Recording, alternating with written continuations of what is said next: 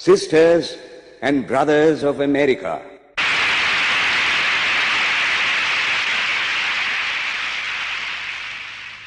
it fills my heart with joy unspeakable to rise in response to the warm and cordial welcome which you have given us.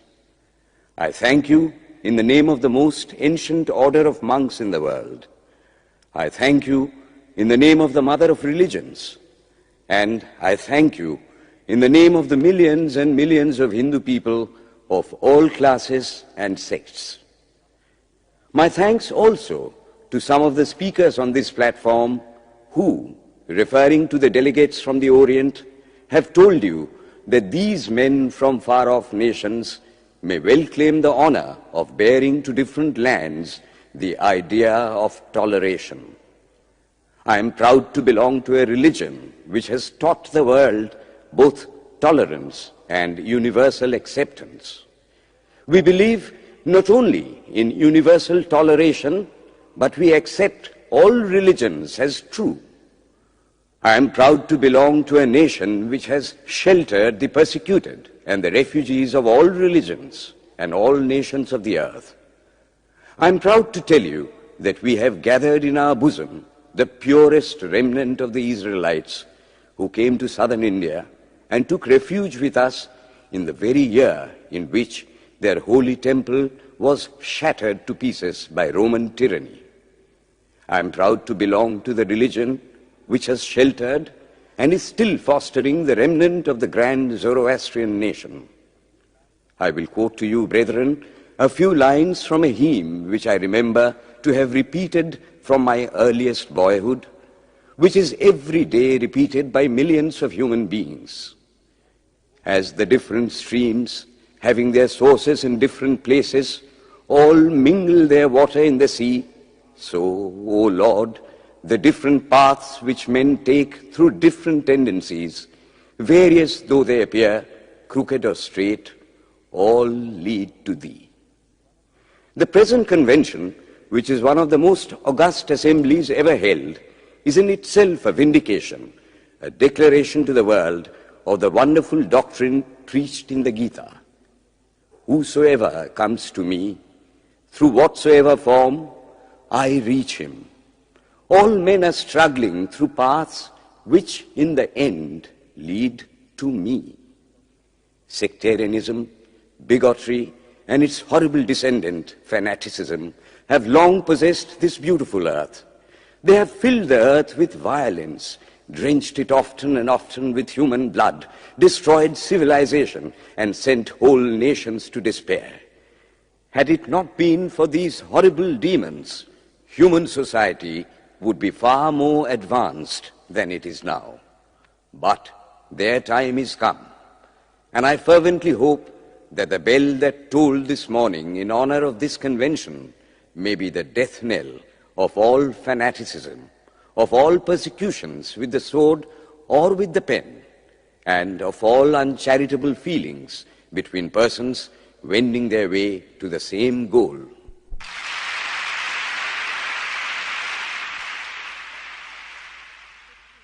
Ladies and gentlemen, on the agenda for today, the 15th of September, 1893, a galaxy of eminent speakers are scheduled to address us, and it gives us great pleasure to once again invite Swami Vivekananda to speak. His subject for today, Why We Disagree. I will tell you a little story. You have heard the eloquent speaker who has just finished say, "Let us cease from abusing each other," and he was very sorry that there should be always so much variance. But I think I should tell you a story which would illustrate the cause of this variance. A frog lived in a well. It had lived there for a long time. It was born there and brought up there, and yet was a little small frog. Of course, the evolutionists were not there then to tell us whether the frog lost its eyes or not, but for our story's sake, we must take it for granted that it had its eyes, and that it every day cleansed the water of all the worms and bacilli that lived in it with an energy that would do credit to our modern bacteriologists. In this way, it went on and became a little sleek and fat. Well, one day, another frog that lived in the sea came and fell into the well. "Where are you from?" "I am from the sea." "The sea? How big is that? Is it as big as my well?" And he took a leap from one side of the well to the other. "My friend," said the frog of the sea, "how do you compare the sea with your little well?" Then the frog took another leap and asked, "Is your sea so big?" "What nonsense you speak, to compare the sea with your well." "Well then," said the frog of the well, "nothing can be bigger than my well. There can be nothing bigger than this. This fellow is a liar, so turn him out." That has been the difficulty all the while. I am a Hindu. I am sitting in my own little well and thinking that the whole world is my little well. The Christian sits in his little well and thinks the whole world is his well. The Mohammedan sits in his little well and thinks that is the whole world. I have to thank you of America for the great attempt you are making to break down the barriers of this little world of ours, and hope that in the future the Lord will help you to accomplish your purpose.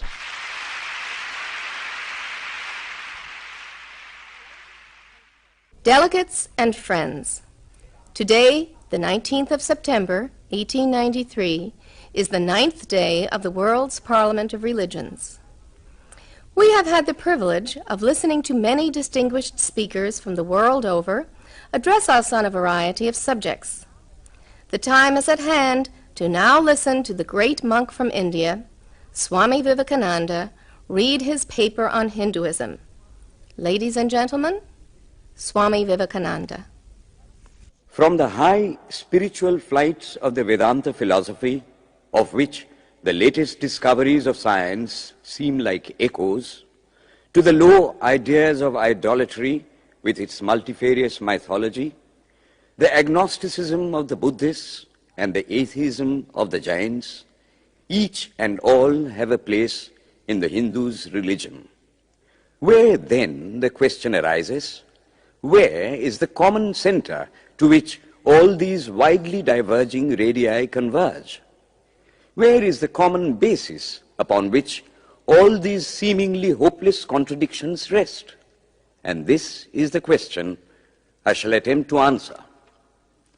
The Hindus have received their religion through revelation, the Vedas. They hold that the Vedas are without beginning and without end. It may sound ludicrous to this audience how a book can be without beginning or end. But by the Vedas, no books are meant. They mean the accumulated treasury of spiritual laws discovered by different persons in different times. Just as the law of gravitation existed before its discovery and would exist if all humanity forgot it, so is it with the laws that govern the spiritual world. The moral, ethical, and spiritual relations between soul and between individual spirits and the Father of all spirits were there before their discovery and would remain even if we forgot them. The discoverers of these laws are called rishis, and we honor them as perfected beings. I'm glad to tell this audience that some of the very greatest of them were women. Here it may be said that these laws, as laws, may be without end, but they must have had a beginning. The Vedas teach us that creation is without beginning or end. Science is said to have proved that the sum total of cosmic energy is always the same. Then, if there was a time when nothing existed, where was all this manifested energy? Some say it was in a potential form in God. In that case, God is sometimes potential and sometimes kinetic, which would make him mutable. Everything mutable is a compound, and everything compound must undergo that change which is called destruction. So, God would die, which is absurd.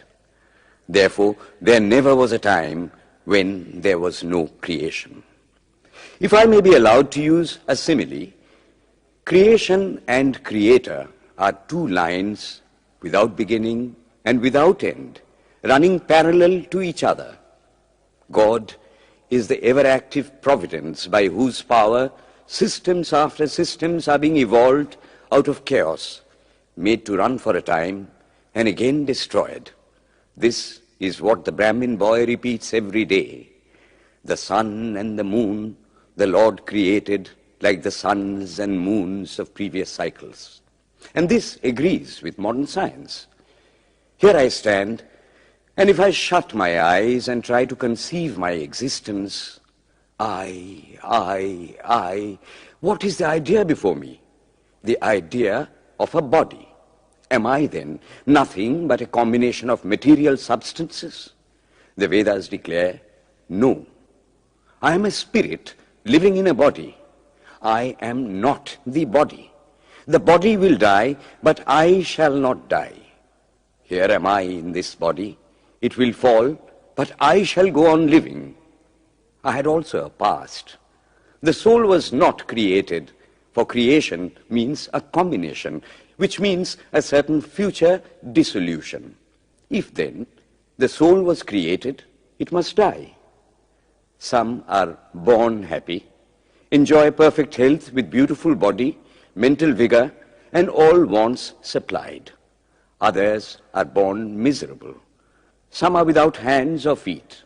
Others again are idiots and only drag on a wretched existence. Why, if they are all created, why does a just and merciful God create one happy and another unhappy? Why is he so partial? Nor would it mend matters in the least to hold that those who are miserable in this life will be happy in a future one. Why should a man be miserable even here in the reign of a just and merciful God? In the second place, the idea of a creator God does not explain the anomaly, but simply expresses the cruel fiat of an all-powerful being. There must have been causes then, before his birth, to make a man miserable or happy, and those were his past actions. Are not all the tendencies of the mind and the body accounted for by inherited aptitude? Here are two parallel lines of existence, one of the mind, the other of matter. If matter and its transformations answer for all that we have, there is no necessity for supposing the existence of a soul. But it cannot be proved that thought has been evolved out of matter. And if a philosophical monism is inevitable, spiritual monism is certainly logical and no less desirable than a materialistic monism. But neither of these is necessary here. We cannot deny that bodies acquire certain tendencies from heredity, but those tendencies only mean the physical configuration through which a peculiar mind alone can act in a peculiar way.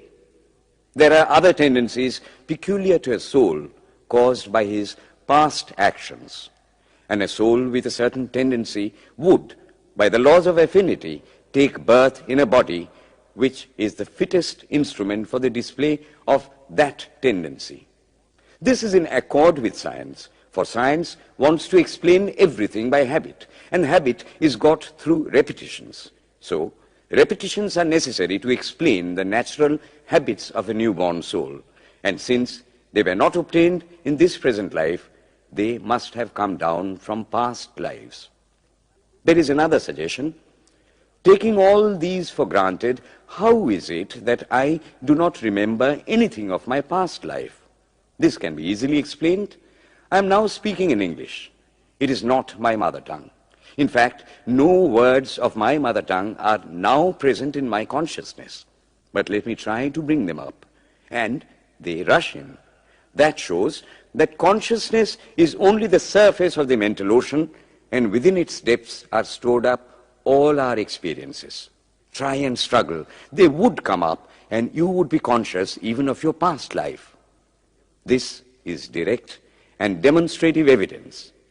Verification is the perfect proof of a theory, and here is the challenge thrown to the world by the rishis. We have discovered the secret by which the very depths of the ocean of memory can be stirred up. Try it, and you would get a complete reminiscence of your past life. So then, the Hindu believes that he is a spirit. Him the sword cannot pierce, him the fire cannot burn, him the water cannot melt, him the air cannot dry. He is nowhere, but whose center is located in the body, and that death means the change of this center from body to body. Nor is the soul bound by the conditions of matter. In its very essence, it is free, unbounded, holy, pure, and perfect. But somehow or other, it finds itself tied down to matter and thinks of itself as matter. Why should the free, perfect, and pure being be thus under the thraldom of matter, is the next question. How can the perfect soul be deluded into the belief that it is imperfect? We have been told that the Hindus shirk the question and say that no such question can be there. Some thinkers want to answer it by positing one or more quasi-perfect beings and use big scientific names to fill up the gap. But naming is not explaining. The question remains the same. How can the perfect become the quasi-perfect? How can the pure, the absolute, change even a microscopic particle of its nature? But the Hindu is sincere. He does not want to take shelter under sophistry. He is brave enough to face the question in a manly fashion, and his answer is, I do not know. I do not know how the perfect being, the soul, came to think of itself as imperfect, as joined to and conditioned by matter. But the fact is a fact for all that. It is a fact in everybody's consciousness that one thinks of oneself as the body. The Hindu does not attempt to explain why one thinks one is the body. The answer, that it is the will of God, is no explanation. This is nothing more than what the Hindu says, I do not know. Well then, the human soul is eternal and immortal, perfect and infinite, and death means only a change of center from one body to another. The present is determined by our past actions, and the future by the present. The soul will go on evolving up or reverting back from birth to birth and death to death. But here is another question. Is man a tiny boat in a tempest, raised one moment on the foamy crest of a billow and dashed down into a yawning chasm the next, rolling to and fro at the mercy of good and bad actions, a powerless, helpless wreck in an ever-raging, ever-rushing, uncompromising current of cause and effect, a little moth placed under the wheel of causation, which rolls on, crushing everything in its way, and waits not for the widow's tears or the orphan's cry? The heart sinks at the idea. Yet, this is the law of nature. Is there no hope? Is there no escape? Was the cry that went up from the bottom of the heart of despair. It reached the throne of mercy, and words of hope and consolation came down and inspired a Vedic sage, and he stood up before the world and in trumpet voice proclaimed the glad tidings. Hear ye, children of immortal bliss, even ye that reside in higher spheres.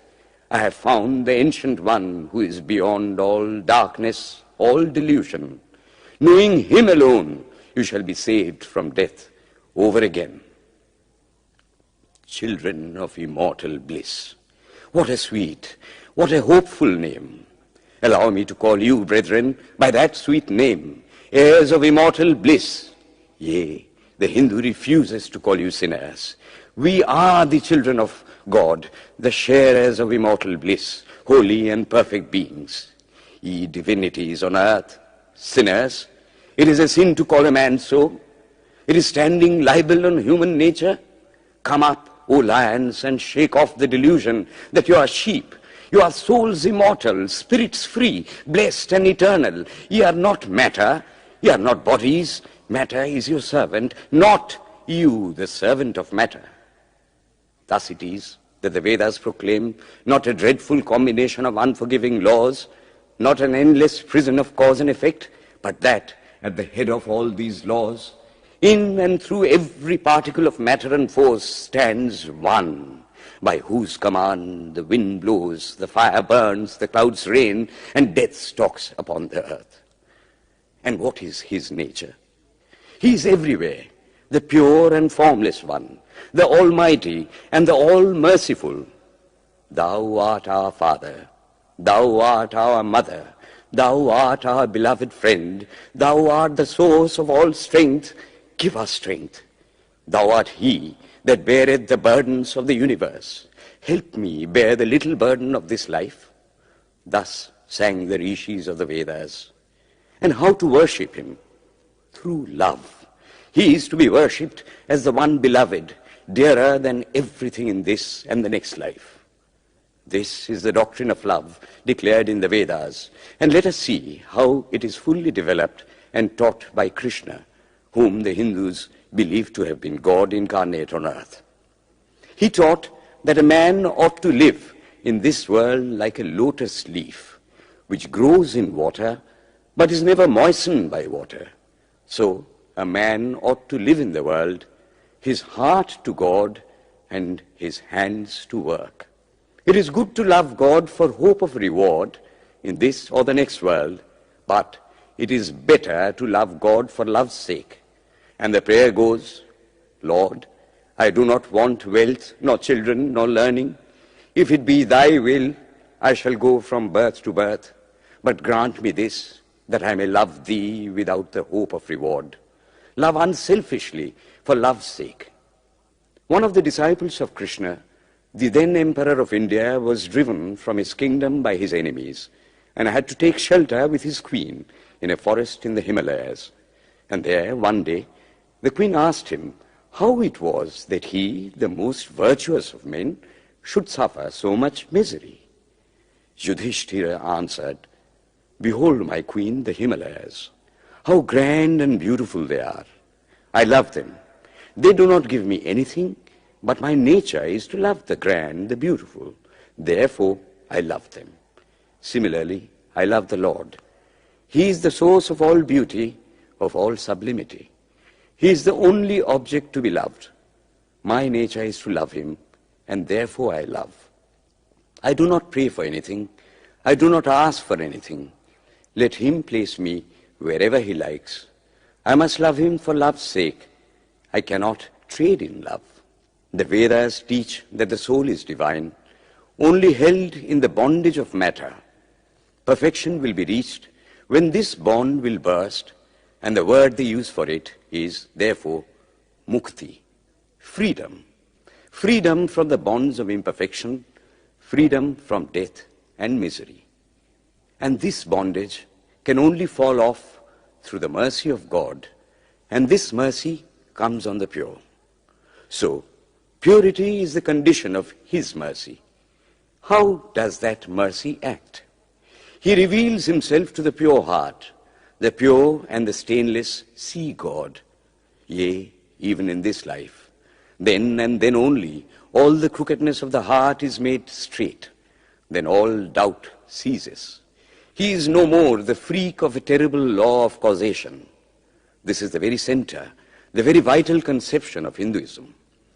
The Hindu does not want to live upon words and theories. If there are existences beyond the ordinary sensuous existence, he wants to come face to face with them.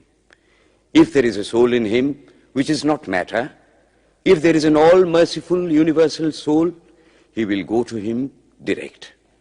He must see him, and that alone can destroy all doubts. So, the best proof a Hindu sage gives about the soul, about God, is, I have seen the soul, I have seen God. And that is the only condition of perfection. The Hindu religion does not consist in struggles and attempts to believe a certain doctrine or dogma, but in realizing, not in believing, but in being and becoming. Thus, the whole object of their system is by constant struggle to become perfect, to become divine, to reach God and see God. And this reaching God, seeing God, becoming perfect, even as the Father in heaven is perfect, constitutes the religion of the Hindus. And what becomes of a man when he attains perfection? He lives a life of bliss infinite. He enjoys infinite and perfect bliss, having obtained the only thing in which man ought to have pleasure, namely God, and enjoys the bliss with God. So far, all the Hindus are agreed. This is the common religion of all the sects of India. But then, perfection is absolute, and the absolute cannot be two or three. It cannot have any qualities. It cannot be an individual. And so, when a soul becomes perfect and absolute, it must become one with Brahma, and it would only realize the Lord as the perfection, the reality of its own nature and existence, the existence absolute, knowledge absolute, and bliss absolute. We have often and often read this called the losing of individuality and becoming a stock or a stone. He jests at scars that never felt a wound. I tell you, it is nothing of the kind. If it is happiness to enjoy the consciousness of this small body, it must be greater happiness to enjoy the consciousness of two bodies, the measure of happiness increasing with the consciousness of an increasing number of bodies, the aim, the ultimate of happiness being reached when it would become a universal consciousness. Therefore, to gain this infinite universal individuality, this miserable little prison individuality must go. Then alone can death cease when I am one with life. Then alone can misery cease when I am one with happiness itself. Then alone can all error cease when I am one with knowledge itself. And this is the necessary scientific conclusion. Science has proved to me that physical individuality is a delusion, that really my body is one little continuously changing body in an unbroken ocean of matter, and Advaita, or unity, is the necessary conclusion with my other counterpart, soul. Science is nothing but the finding of unity. As soon as science would reach perfect unity, it would stop from further progress, because it would reach the goal. Thus, chemistry could not progress farther when it would discover one element out of which all others could be made. Physics would stop when it would be able to fulfill its services in discovering one energy of which all the others are but manifestations. And the science of religion become perfect when it would discover Him who is the one life in a universe of death, Him who is the constant basis of an ever-changing world, one who is the only soul of which all souls are but delusive manifestations. Thus is it, through multiplicity and duality, that the ultimate unity is reached. Religion can go no farther. This is the goal of all science. All science is bound to come to this conclusion in the long run. Manifestation and not creation is the word of science today. And the Hindu is only glad that what he has been cherishing in his bosom for ages is going to be taught in more forcible language and with further light from the latest conclusions of science. Descend we now from the aspirations of philosophy to the religion of the ignorant. At the very outset, I may tell you that there is no polytheism in India.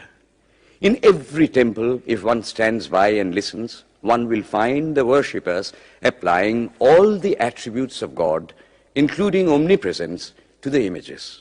It is not polytheism, nor would the name henotheism explain the situation. The rose, called by any other name, would smell as sweet. Names are not explanations. The tree is known by its fruits. When I have seen amongst them that are called idolaters, men, the like of whom in morality and spirituality and love I have never seen anywhere, I stop and ask myself, can sin beget holiness? Superstition is a great enemy of man, but bigotry is worse. Why does a Christian go to church? Why is the cross holy? Why is the face turned toward the sky in prayer? Why are there so many images in the Catholic Church? Why are there so many images in the minds of Protestants when they pray? My brethren, we can no more think about anything without a mental image than we can live without breathing. By the law of association, the material image calls up the mental idea and vice versa. This is why the Hindu uses an external symbol when he worships. He will tell you it helps to keep his mind fixed on the being to whom he prays. He knows, as well as you do, that the image is not God, is not omnipresent. After all, how much does omnipresence mean to almost the whole world? It stands merely as a word, a symbol. Has God superficial area? If not, when we repeat that word omnipresent, we think of the extended sky or of space. That is all. As we find that somehow or other, by the laws of our mental constitution, we have to associate our ideas of infinity with the image of the blue sky or of the sea, so we naturally connect our idea of holiness with the image of a church, a mosque, or a cross. The Hindus have associated the ideas of holiness, purity, truth, omnipresence, and such other ideas with different images and forms. But with this difference, that while some people devote their whole lives to their idol of a church and never rise higher, because with them religion means an intellectual assent to certain doctrines and doing good to their fellows, the whole religion of the Hindu is centered in realization. Man is to become divine by realizing the divine. Idols or temples or churches or books are only the supports, the helps of his spiritual childhood, but on and on he must progress. He must not stop anywhere. External worship, material worship, say the scriptures, is the lowest stage. Struggling to rise high, mental prayer is the next stage. But the highest stage is when the Lord has been realized. Mark, the same earnest man who is kneeling before the idol tells you, him the sun cannot express, nor the moon, nor the stars, the lightning cannot express him, nor what we speak of as fire. Through him they shine. But he does not abuse anyone's idol or call its worship sin. He recognizes in it a necessary stage of life. The child is father of the man. Would it be right for an old man to say that childhood is a sin or youth is a sin? If a man can realize his divine nature with the help of an image, would it be right to call that a sin? Nor, even when he has passed that stage, should he call it an error. To the Hindu, man is not traveling from error to truth, but from truth to truth, from lower to higher truth.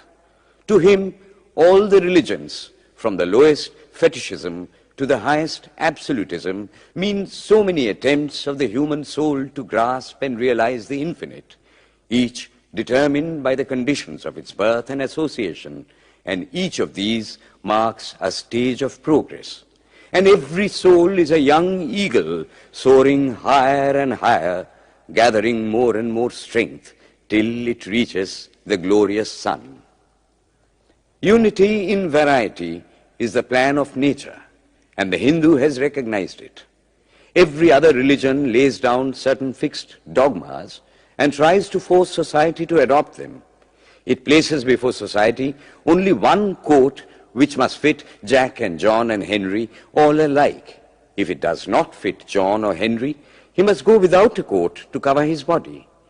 The Hindus have discovered that the absolute can only be realized or thought of or stated through the relative, and the images, crosses and crescents are simply so many symbols, so many pegs to hang spiritual ideas on. It is not that this help is necessary for everyone, but those that do not need it have no right to say that it is wrong, nor is it compulsory in Hinduism. One thing I must tell you, idolatry in India does not mean anything horrible. It is not the mother of harlots. On the other hand, it is the attempt of undeveloped minds to grasp high spiritual truths. The Hindus have their faults, they sometimes have their exceptions, but mark this, they are always for punishing their own bodies and never for cutting the throats of their neighbors. If the Hindu fanatic burns himself on the pyre, he never lights the fire of inquisition. And even this cannot be laid at the door of his religion any more than the burning of witches can be laid at the door of Christianity. To the Hindu, then, the whole world of religions is only a traveling, a coming up of different men and women through various conditions and circumstances to the same goal. Every religion is only evolving a God out of the material man, and the same God is the inspirer of all of them. Why, then, are there so many contradictions? They are only apparent, says the Hindu. The contradictions come from the same truth, adapting itself to the varying circumstances of different natures. It is the same light coming through glasses of different colors, and these little variations are necessary for purposes of adaptation. But in the heart of everything, the same truth reigns. The Lord has declared to the Hindu in his incarnation as Krishna, I am in every religion as a thread through a string of pearls. Wherever thou seest extraordinary holiness and extraordinary power raising and purifying humanity, know thou that I am there. And what has been the result? I challenge the world to find throughout the whole system of Sanskrit philosophy any such expression as that the Hindu alone will be saved and not others. Says Vyasa, we find perfect men even beyond the pale of our caste and creed. One thing more, how then can the Hindu, whose whole fabric of thought centers in God, believe in Buddhism, which is agnostic, or in Jainism, which is atheistic? The Buddhists or the Jains do not depend upon God, but the whole force of their religion is directed to the great central truth in every religion, to evolve a God out of man. They have not seen the Father, but they have seen the Son. And he that hath seen the Son hath seen the Father also. This, brethren, is a short sketch of the religious ideas of the Hindus. The Hindu may have failed to carry out all his plans, but if there is ever to be a universal religion, it must be one which will have no location in place or time, which will be infinite like the God it will preach, and whose sun will shine upon the followers of Krishna and of Christ, on saints and sinners alike, which will not be Brahminic or Buddhistic, Christian or Mohammedan, but the sum total of all these, and still have infinite space for development, which in its Catholicity will embrace in infinite arms and find a place for every human being from the lowest groveling savage, not far removed from the brute, to the highest man towering by the virtues of his head and heart almost above humanity, making society stand in awe of him and doubt his human nature. It will be a religion which will have no place for persecution or intolerance in its polity, which will recognize divinity in every man and woman, and whose whole scope, whose whole force will be centered in aiding humanity to realize its own true divine nature. May he, who is the Brahma of the Hindus, the Ahura Mazda of the Zoroastrians, the Buddha of the Buddhists, the Jehovah of the Jews, the Father in heaven of the Christians, give strength to you to carry out your noble idea. The star arose in the east.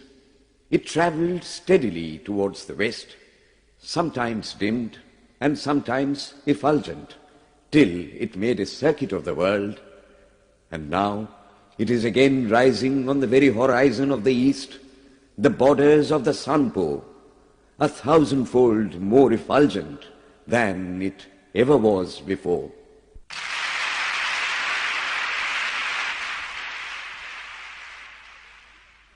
Today, the 26th of September, 1893, is the penultimate day of this Parliament of Religions at Chicago. We have listened to engrossing discourses on the religions and theologies of the participating countries in these past 2 weeks. In continuing this series, Swami Vivekananda will now speak on Buddhism, the fulfillment of Hinduism. The religion of the Hindus is divided into two parts, the ceremonial and the spiritual. The spiritual portion is specially studied by the monks. In that, there is no caste. A man from the highest caste and a man from the lowest may become a monk in India, and the two castes become equal. In religion, there is no caste. Caste is simply a social institution. When Buddha was teaching, Sanskrit was no more the spoken language in India. It was then only in the books of the learned. Some of Buddha's Brahmin disciples wanted to translate his teachings into Sanskrit, but he distinctly told them, "I am for the poor, for the people. Let me speak in the tongue of the people." And so, to this day, the great bulk of his teachings are in the vernacular of that day in India. Whatever may be the position of philosophy, whatever may be the position of metaphysics, so long as there is such a thing as death in the world, so long as there is such a thing as weakness in the human heart, so long as there is a cry going out of the heart of man in his very weakness, there shall be a faith in God. Let us then join the wonderful intellect of the Brahmin with the heart, the noble soul, the wonderful humanizing power of the great master.